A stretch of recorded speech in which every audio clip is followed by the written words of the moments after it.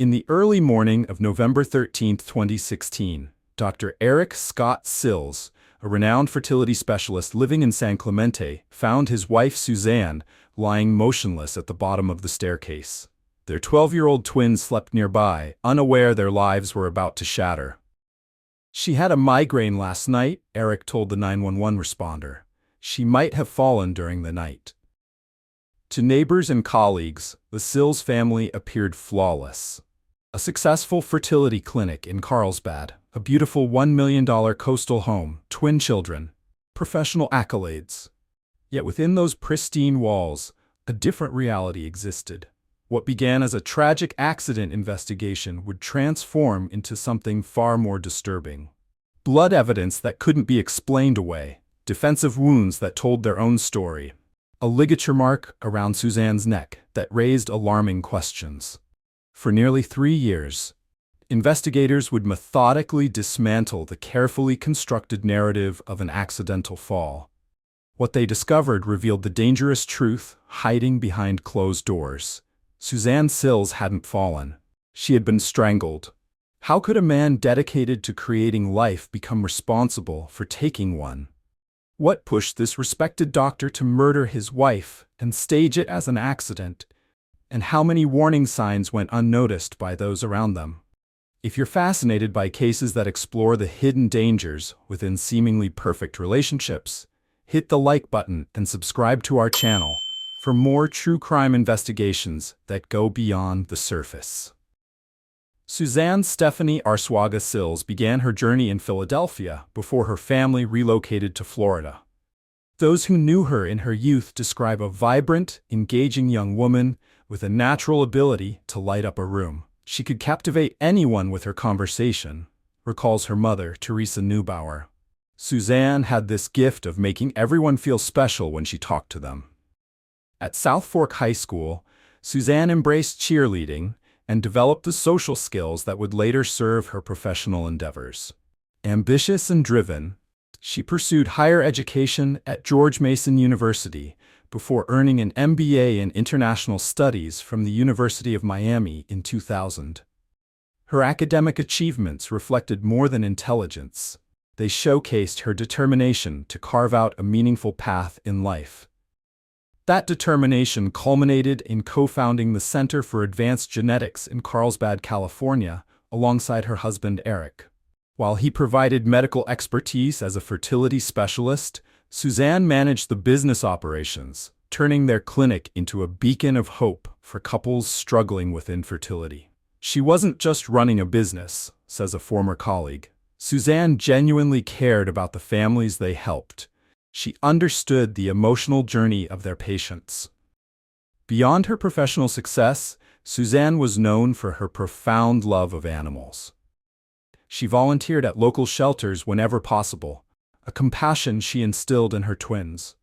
Family photo albums reveal a woman whose smile reached her eyes, arms wrapped around her children, enjoying beach outings, celebrating birthdays, and creating memories in their San Clemente home. She was the kind of mother who made every moment count, a family friend remembers. Those twins were her world.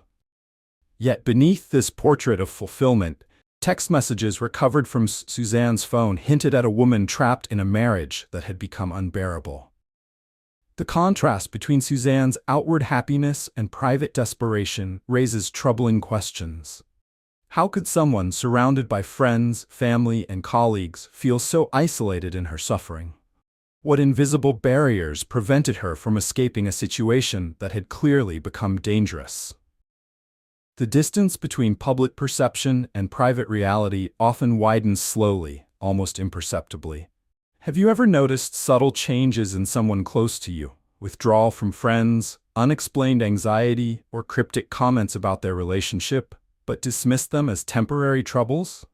Comment below with signs you think might indicate someone is silently struggling. Dr. Eric Scott Sills was born in Oak Ridge, Tennessee on April 27, 1965, the son of a physicist. His academic prowess earned him a spot in Vanderbilt University, where he completed his bachelor's degree in 1987. He continued to the University of Tennessee, graduating with his medical degree in 1992, and later added a PhD from the University of Westminster in 2013. On paper, his credentials were impeccable, a foundation for what would become an illustrious medical career. His training continued with a residency in obstetrics and gynecology at NYU Downtown Hospital, followed by a coveted fellowship in reproductive endocrinology at Cornell University. With each achievement, Eric Sills climbed higher in the competitive world of fertility medicine. By the time he established the Center for Advanced Genetics with Suzanne in 2011, Dr. Sills had built a reputation as a brilliant fertility specialist. Patients praised his expertise and bedside manner. Medical journals published his research. Colleagues spoke of his intellect and dedication to advancing reproductive medicine. Dr. Sills was highly respected in the fertility community, notes a former associate. Patients traveled from all over to see him. He had this calm, authoritative presence that made people trust him immediately. But the man who helped countless couples create families harbored a darker side. Behind closed doors, evidence would later suggest a controlling personality at odds with his composed professional demeanor. The couple's son would later testify about arguments he overheard between his parents. Text messages revealed Suzanne's feelings of entrapment. And perhaps most telling, investigators discovered Eric had kept a printed copy of the controversial online exchange that supposedly led to Suzanne's death, a lingering reminder of perceived humiliation.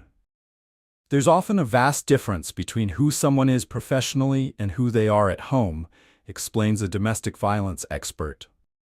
People who maintain perfect control in their public lives sometimes exert excessive control in their private relationships. The juxtaposition was jarring. A doctor who created life and a husband who would eventually take it.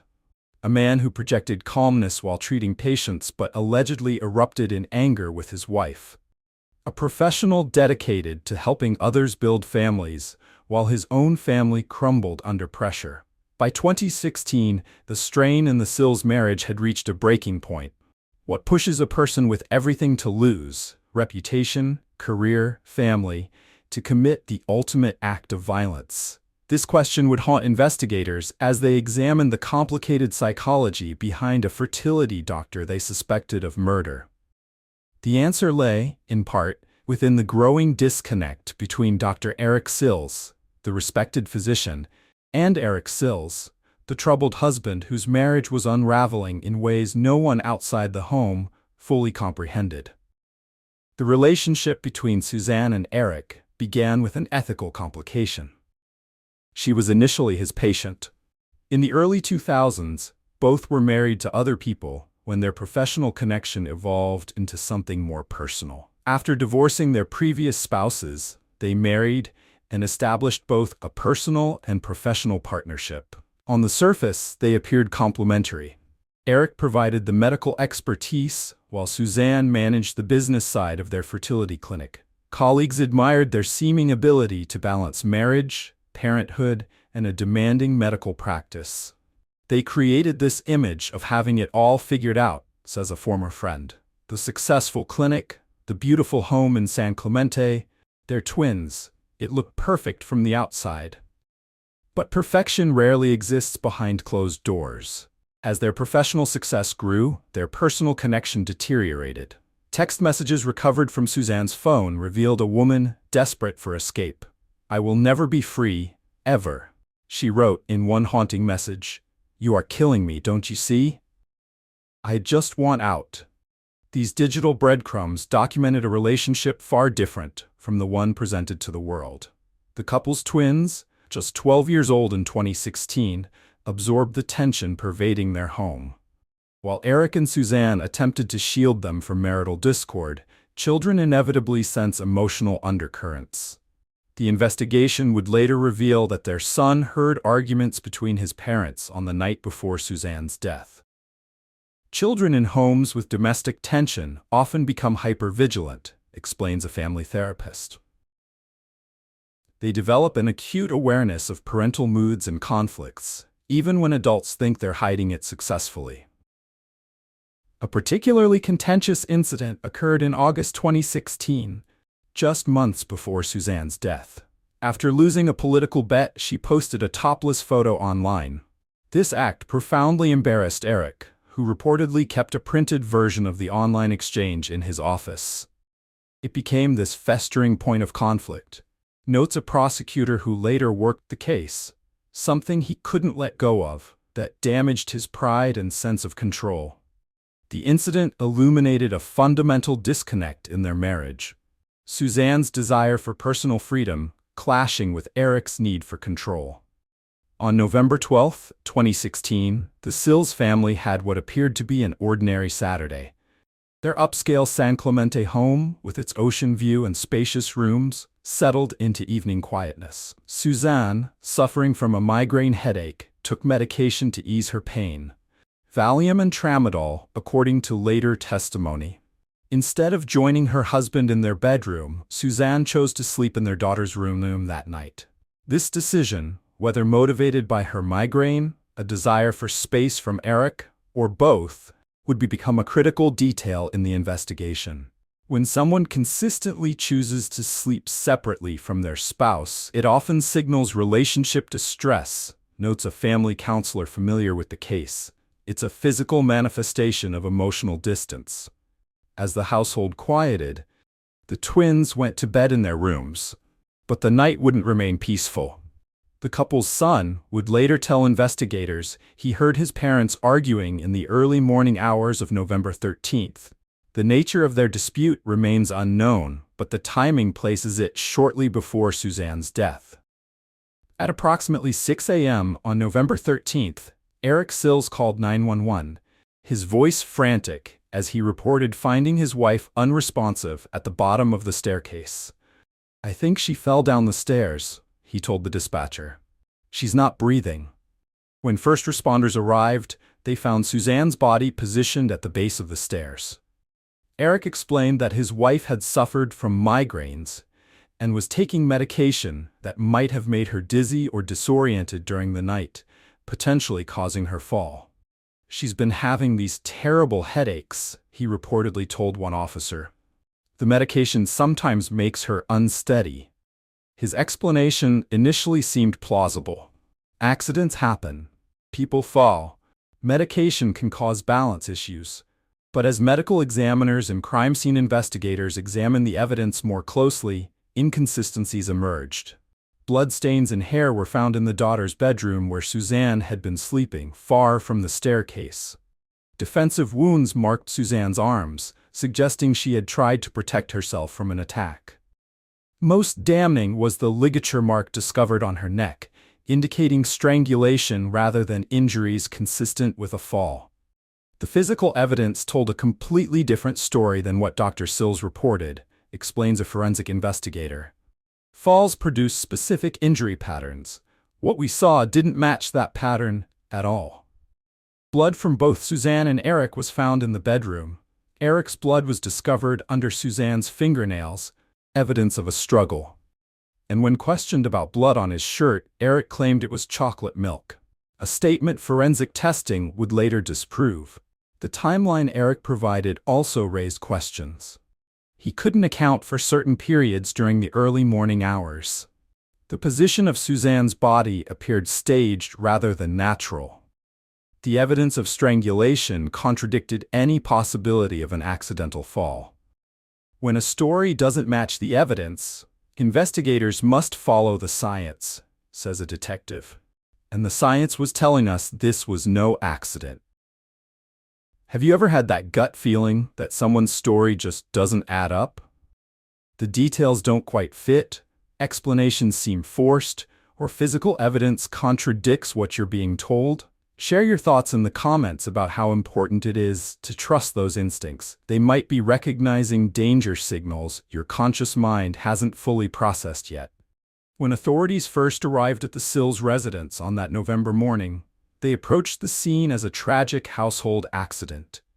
A grieving husband, 2 traumatized children, and a mother who had apparently fallen down the stairs during the night. Initial appearances suggested a fall, recalls one first responder. "We see these cases frequently. Someone gets up at night, perhaps disoriented by medication, and suffers a fatal accident. But seasoned investigators know appearances can deceive. Within hours, subtle inconsistencies began to surface. The blood evidence didn't match Eric's account. The location and pattern of Suzanne's injuries raised questions. The defensive wounds on her arms. When we found blood in the bedroom, away from the stairs, we knew we needed to look deeper, explains a detective assigned to the case. Blood tells a story that can't be manipulated. Forensic analysts meticulously documented every detail. They collected DNA samples from beneath Suzanne's fingernails, revealing Eric's blood, evidence of a physical struggle. They photographed the ligature mark around her neck, a clear indication of strangulation rather than a fall. They measured blood spatter patterns that contradicted the scenario Eric had described. Each piece of evidence created a more disturbing picture. A medical examiner confirmed what investigators increasingly suspected. Suzanne Sills had been murdered. The strangulation evidence was unmistakable, the medical examiner would later testify. These injuries could not have been sustained in a fall downstairs. The ligature mark showed clear signs of homicidal strangulation. For nearly a year, investigators built their case methodically. They analyzed phone records, interviewed friends and colleagues, and reviewed text messages, revealing Suzanne's unhappiness and desire to escape her marriage. They examined financial records, medical histories, and the couple's interactions at their fertility clinic. In November 2017, exactly 1 year after Suzanne's death, authorities officially ruled her death a homicide. Still, the investigation continued. Prosecutors needed to ensure their case was airtight before bringing charges against a prominent doctor with resources for a strong legal defense. Every detail was scrutinized, every witness statement verified. Cases involving domestic homicide require exceptional thoroughness, explains a prosecutor, especially when the accused maintains a respected position in the community. Finally, in April 2019, as Eric Sills was driving to work at the fertility clinic he once ran with his wife, police pulled him over and arrested him for murder. The man who had spent years building a new life as a widower and single father now faced a future behind bars. "We believe Dr. Sills strangled his wife during an argument, then elaborately staged the scene to appear as an accidental fall," announced the district attorney at a press conference following the arrest. The evidence against Eric mounted. Beyond the forensic findings, investigators uncovered his ongoing fixation with the topless photo incident. They documented his inconsistent statements about the night of Suzanne's death. They highlighted the defensive wounds and ligature marks that contradicted any possibility of an accidental fall. For the twins who had already lost their mother, the arrest of their father delivered another devastating blow. The family that once appeared perfect from the outside was now irrevocably shattered. In December 2023, more than 7 years after Suzanne's death, Dr. Eric Scott Sills finally faced a jury of his peers. The Orange County Courthouse became the setting for a medical professional defending himself against the ultimate accusation: murder. Prosecutors presented their case, displaying forensic photographs of the ligature mark on Suzanne's neck, physical evidence impossible to reconcile with an accidental fall. They showed jurors the blood stains found in the daughter's bedroom, far from the staircase where Eric claimed his wife had fallen. The evidence proves beyond reasonable doubt that Dr. Sills strangled his wife and staged the scene to look like an accident, the prosecutor argued. Medical examiners explained why Suzanne's injuries were inconsistent with a fall and clearly indicated strangulation. The defense countered by highlighting Eric's reputation as a respected fertility doctor with no history of violent behavior. They suggested Suzanne's medications might have caused disorientation leading to unusual injuries during her fall. Throughout the trial, the twins, now young adults, sat in painful silence. Their lives had been fractured twice, first by their mother's death, now by their father's arrest. When the prosecution called Suzanne's mother, Teresa Neubauer, to deliver an impact statement, the courtroom fell silent. My daughter was vibrant, loving, and had so much life ahead of her. She testified, her voice breaking. She deserved to see her children grow up. She deserved to grow old. She deserved to be safe in her own home. After deliberating, the jury returned their verdict, guilty of second-degree murder. The finding acknowledged the killing wasn't premeditated, but rejected the defense's claim of accidental death. On March 15, 2024, a judge sentenced Eric Scott Sills to 15 years to life in prison.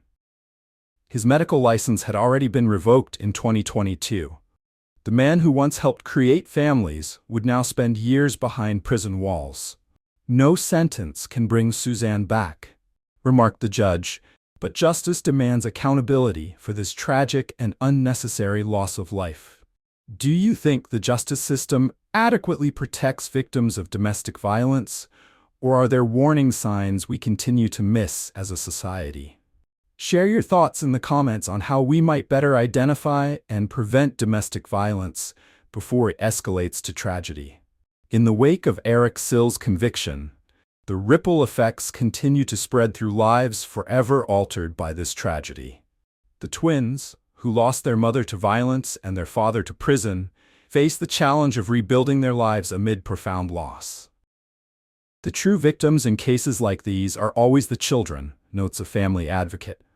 They've lost both parents and their sense of security in the world. For Suzanne's mother, Teresa, and her extended family, justice brought closure, but not healing. The void left by Suzanne's absence remains unfillable, particularly during family milestones her murder prevented her from witnessing. The San Clemente community that once admired the Sills family now grapples with how thoroughly they were deceived. Neighbors who initially supported Eric as a grieving widower struggle to reconcile that image with the man convicted of murder. It forces you to question how well you know anyone, remarked one neighbor. This family that seemed so perfect was harboring such darkness. Suzanne Sills will never see her children graduate, marry, or have families of their own. Her professional contributions ended prematurely. Her vibrant spirit was extinguished by the person who promised to cherish her. Yet her story now serves a crucial purpose, reminding us that speaking up about relationship violence isn't merely important, it can be life-saving. The warning signs that preceded her death offer lessons that, if heeded, might prevent similar tragedies. In a courtroom in March 2024, justice was finally served for Suzanne Sills. But justice cannot restore what was lost. A mother to her children, a daughter to her mother, a woman whose life ended far too soon. Behind the carefully constructed facade of the Sills family lay a truth both universal and urgent. Domestic violence can exist anywhere, hidden from public view, escalating in silence until it's too late. Suzanne's text message, "You are killing me," tragically became prophetic. Her words echo now as both warning and call to action. They remind us that what appears perfect on the surface may conceal profound suffering underneath. Perhaps the most powerful legacy Suzanne leaves behind is this lesson. Listen when someone tells you they feel trapped. Believe them when they express fear. Act before text messages become epitaphs. If this story resonated with you, please like this video, share it to raise awareness, and subscribe for more investigations that might just save a life.